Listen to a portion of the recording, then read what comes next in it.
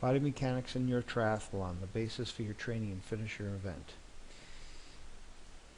Your feet and your gait, the way you walk. Your feet form your foundation. We're all built differently, and we inherit not only how we look but how we walk.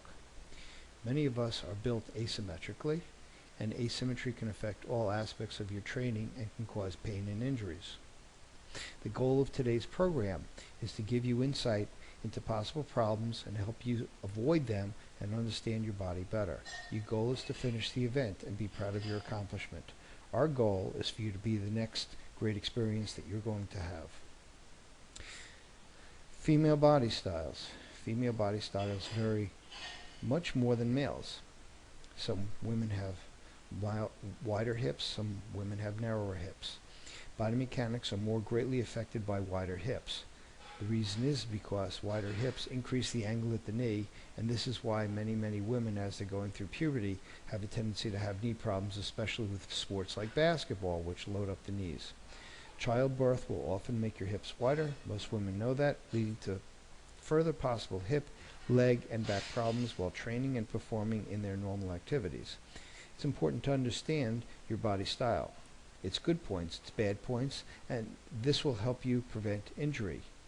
And the reason it'll help you prevent injury is the better you know your body, you'll understand if you're built asymmetrical, and you'll understand a little bit more about how this can create injuries that would affect the way you do things, including training for a triathlon such as this.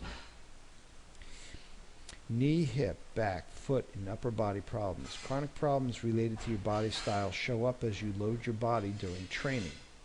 You may not notice them prior because you're used to this. Many of these problems are preordained from the time you're 3 years old, and by the time you're 6 years old, we can see them very clearly.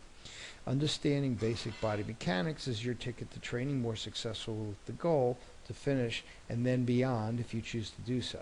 Symptoms such as elbow, shoulder, knee, hip, neck, back, knee, or foot pain or result in most cases from the way you move.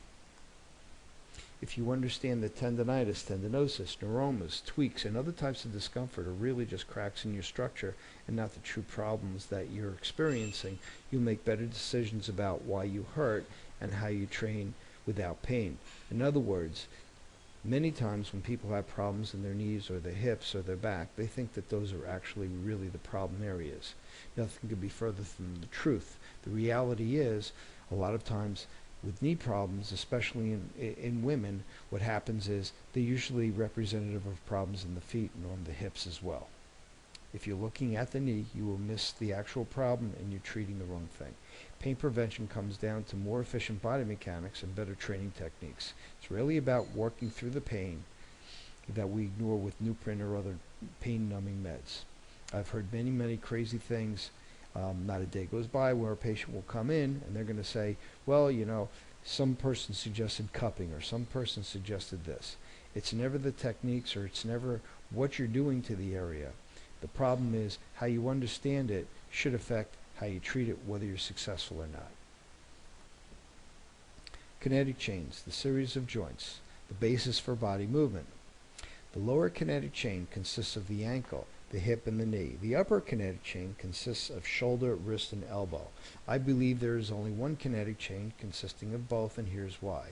Problems in the foot or the ankle because of compensation and the way your body is affected by gravity will affect the position of the shoulder and the wrist.